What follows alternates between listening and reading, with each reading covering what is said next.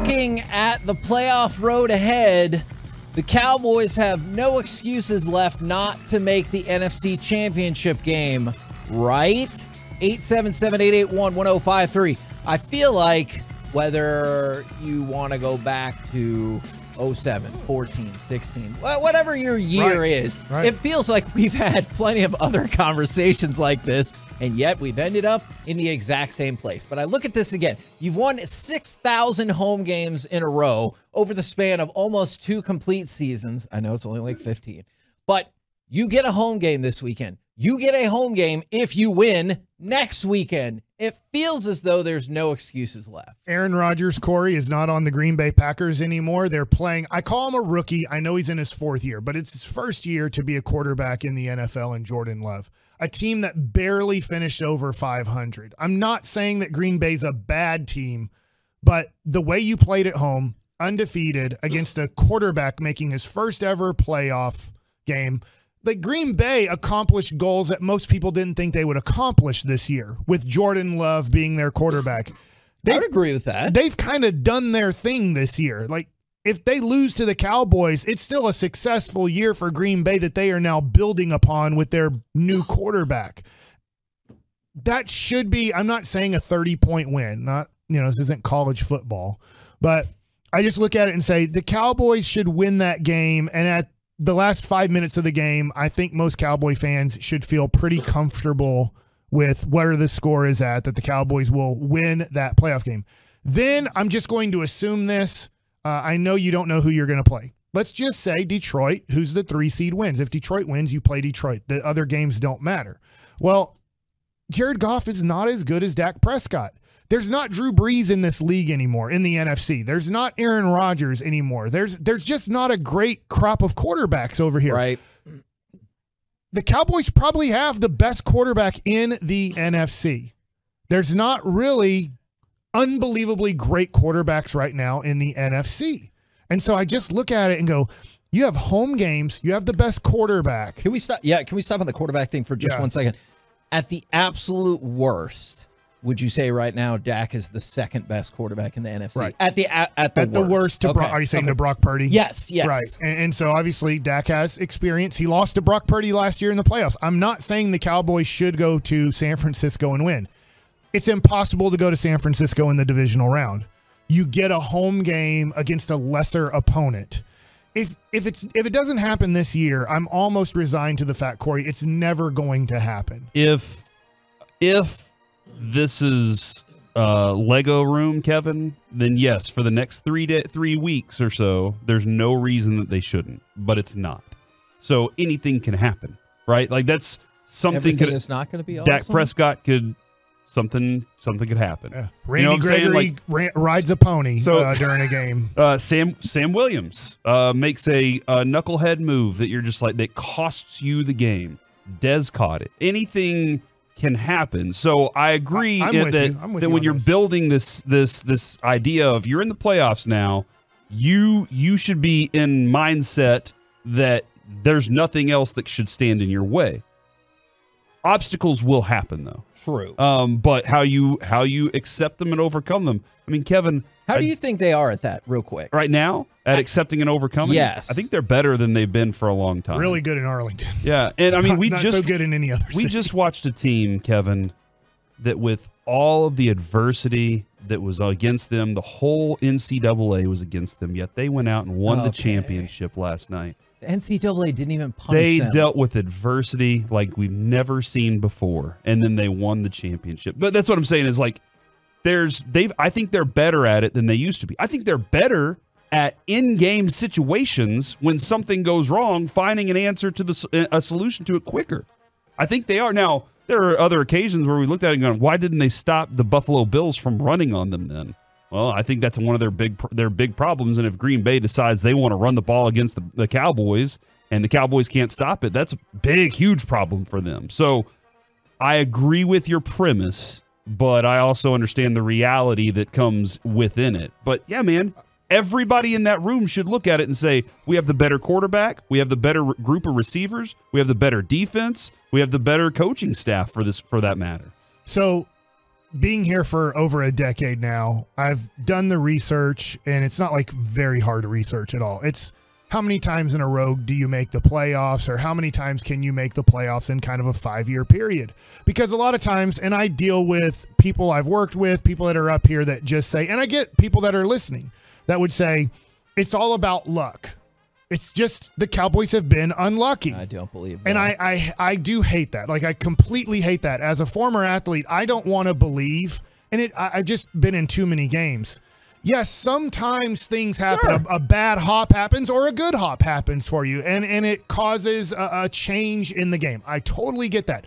But the more times that you're consistently in the playoffs, then it'll be on your side. And the Cowboys, for a long time, never make the playoffs. Never make it back-to-back. So when you're relying on luck and you're only making the playoffs about 40% of the time, so out of a 10-year period, you make it 4 out of 10 times, I would say good luck with the luck factor being on your side. But this is the Cowboys' 3rd year in a row to make the playoffs. This never happens. The last time it happened, and I misspoke if you listened to me either yesterday or Friday, Barry Switzer did do it 3 times in a row. So when I said, nobody's done it since Jimmy, but I forget, 94, 95, 96, Barry does it with Jimmy's team and then gets fired the next year going 6-10. This is the first time in forever since Barry Switzer that the Cowboys have made the playoffs 3 years in a row. You start dealing with your team has playoff success. It has playoff failure. They know how to deal with that. They know how to deal with adversity within a playoff game. And so I do think that the Cowboys, because they're now consistently in the playoffs, the way that Aaron Rodgers always was. Anyway, I'm not a big Russell Wilson fan, but I remember doing this. Russell Wilson, I believe, in 8 of his 9 first years, that might be a weird way to say it, but in his 9 first years in the NFL, I think he made the playoffs 8 out of 9 years. Yeah. He only missed the playoffs 1 time. So, yeah, eventually, if you're in the playoffs every year, there's going to be a ball that bounces against you. But if you're asking for the ball to bounce for you and you only make the playoffs 1 out of 3 years, you're probably not going to get that lucky. And I'm not saying the Cowboys are going to make it to the NFC Championship based off of luck, but for the first time in a lot of people's lifetime that are listening to us right now, the Cowboys have made the playoffs 3 years in a row, and they're in a favorable situation. And they will be a heavy favorite next week, assuming they win, if they can win, because you're a 7.5-point favorite against Green Bay. So if you win, your next 3 possible options would be the Lions. Clearly, we're all familiar with what happened at Lions game, but you'll be probably, my guess would be a 5-ish point favorite. If you play the Bucks, you'll be a plus touchdown favorite. If you play the Eagles, the way it's going now, I think, again, you might be a 6, 7, 8 point favorite. You'll be a heavy favorite in these games. That's not to say that that guarantees you'll win, because I think you'd be a pretty sizable underdog in the NFC Championship game, and that doesn't mean that you'll definitely lose. It just... Nick Eatman wrote a column on DallasCowboys.com, and it said why this run to the playoff feels different. Does it? Do you? Before you dive into it, does it feel different to you? Because it does to me. I think it does, because it's not a one-off. You can see how we got here, right? So, like, hear me out, because I'm not going to lie. I did feel this way in 2007, or honestly, maybe in the 2008 season. I know clearly that didn't end up the way anybody hoped, How'd that go? We didn't even make the playoffs. You saw the heartbreak in 2006 with the snap. You saw you should have won in 2007. And then in 2008, I was like, okay, I've seen the progression to this. But what have you seen since then? Because I know everyone says, oh, you haven't been there in 28 years. I get that. But, like, there's individual pockets in there that matter, right? You got there in 2014. Well, your quarterback fundamentally changed who he was in 2014. Yes. And it didn't work out. How did you follow up? Nothing. 2016, whole new group.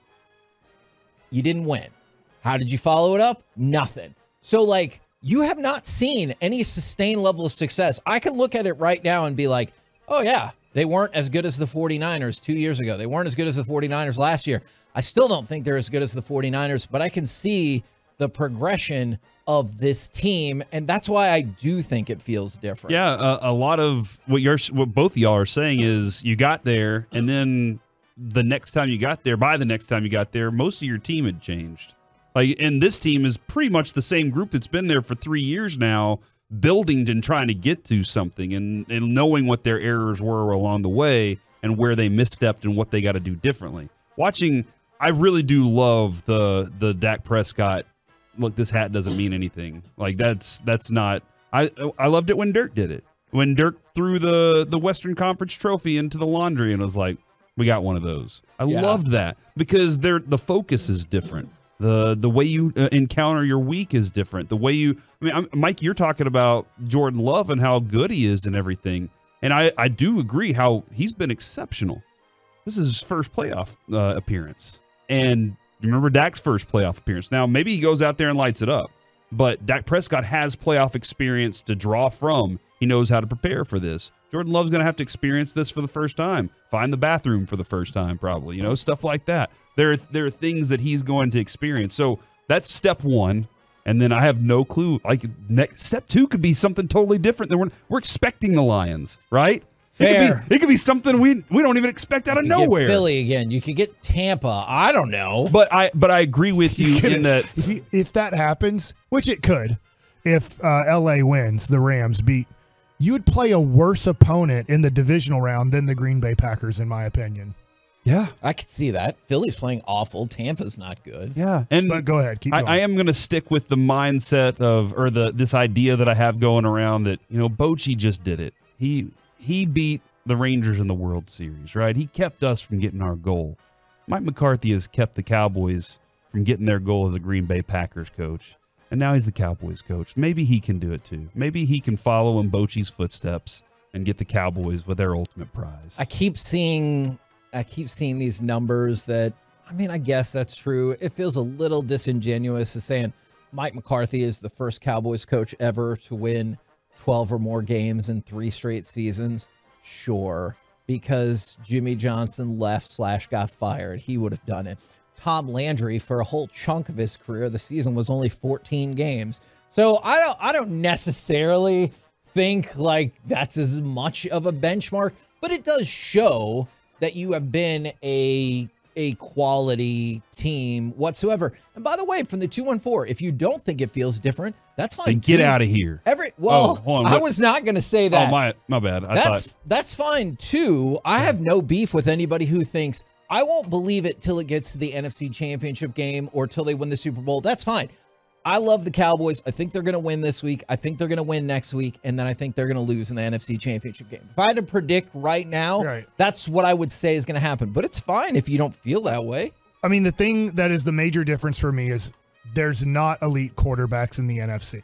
You don't have to play Lamar Jackson. You don't have to play Patrick Mahomes. You don't have to play Josh Allen. You don't have to play, I know Joe Burrow's hurt, and that's why they didn't make the playoffs. But you literally, if you start going down the list of the best quarterbacks in the NFL that you don't want to play in a playoff game because they could, like in 2016, they could Aaron Rodgers you, where you feel like, how did he just complete that pass? I'm sorry, I'm forgetting the tight end he threw it to. Jared Cook. Yeah, how did he do that? There's one person in the whole NFL that could have done that in that moment, in that situation, and it was Aaron Rodgers.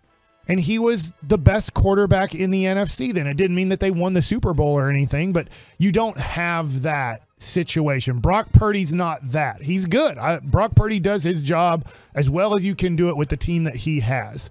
But you have a situation where this is a weak NFC right now. There's not a super dominant team. Maybe I'm wrong about San Francisco, and I'm not saying I'm with you.